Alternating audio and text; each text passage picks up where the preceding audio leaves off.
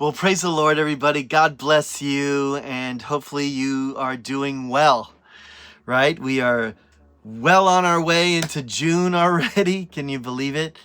Already the second Friday in June, and here we are.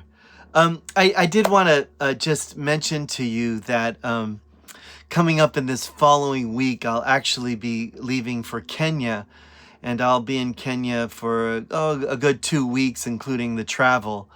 And so I am coveting your prayers as I travel, and also the mission team that I am going with, that God just be with all of us and protect us, and we really just do the will of God. And so please keep me in your prayers. And then I'm also saying this because it's very possible that the next 2 Fridays I may not have a video.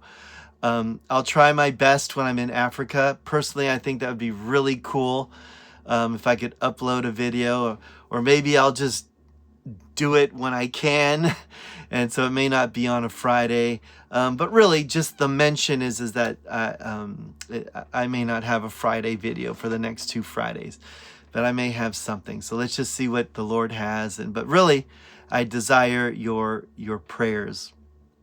You know, I was having a conversation with a friend today, and I was mentioning that, in the past month or so, things have just been really different. I've been very, very busy and occupied with multiple things and multiple layers of situations that I need to work on or be a part of because of being a manager and a pastor and a teacher and all this stuff, all these irons I have in the fire. And I was mentioning to my friend that, I'm a Methodist. I know I must have said that before. I like routine. I like habit.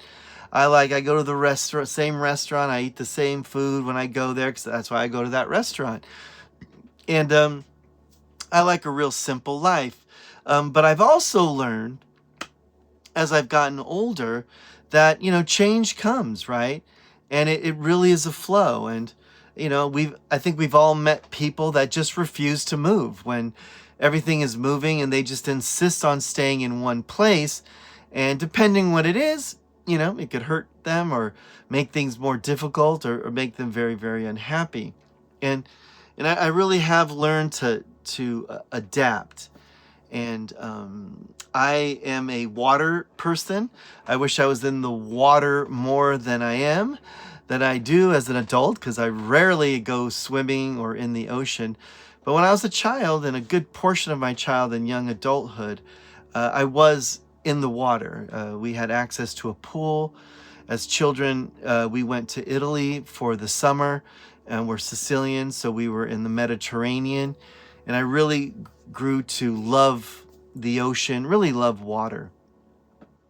And even in my young adulthood, did a little bit of surfing, did a little bit of scuba diving, and really just love the ocean. I don't consider myself a strong swimmer, but what I did learn in my times in the ocean, that the ocean has a flow, right? We know it has the current and the waves and stuff. And if you can align, right, with the flow of the ocean, then the ocean, I don't want to say you become one with it. It's very mystical, right? But you really do learn the flow, and the ocean is manageable. We learned as scuba divers, most people drowned on the surface of the water. And so we were taught, if you're panicking, just submerge yourself or go underwater, because the water is always calmer than the surface. And so there's kind of this ebb and flow. And I think that's how life is too. If we learn the rhythm of life, or even sometimes when there's a different movement, that we learn to adapt. Because I think that our life and our ministry and our relationship with God, is just more, I don't want to say easier, but just easier to manage.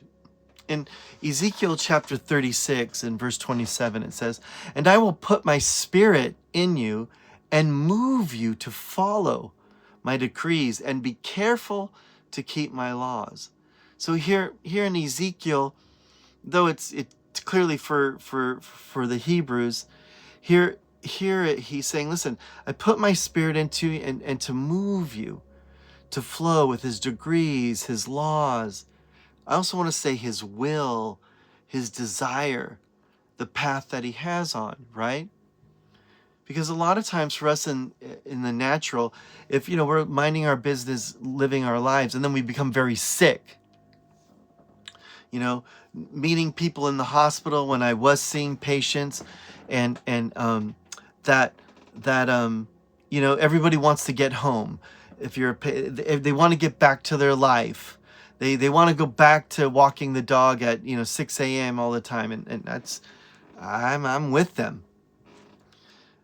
Sometimes that's just not possible, and a lot of times that's the more devastating part, because now everything is different when we desire everything to be the same. And so I want you to be encouraged as we travel through life, right?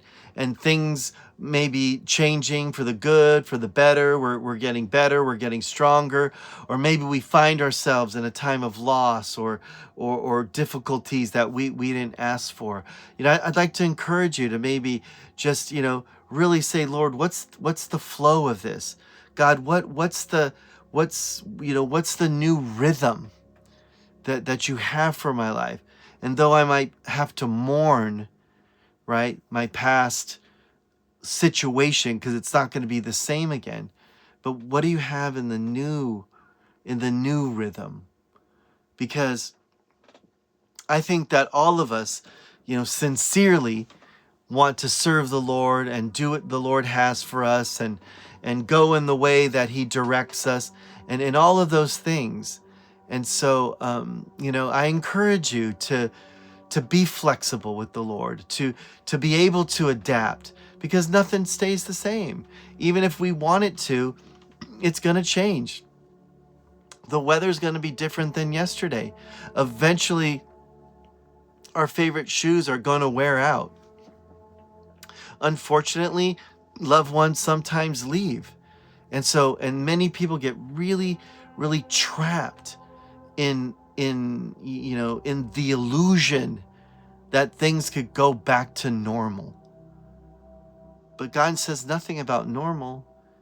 He always says, I'm changing, I'm flowing, I have a newness of you. I want to do new things.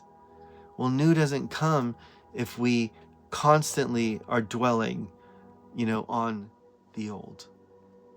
So God bless you. I hope you have a wonderful weekend. I hope that you're able to see me next Friday with some cool backdrop.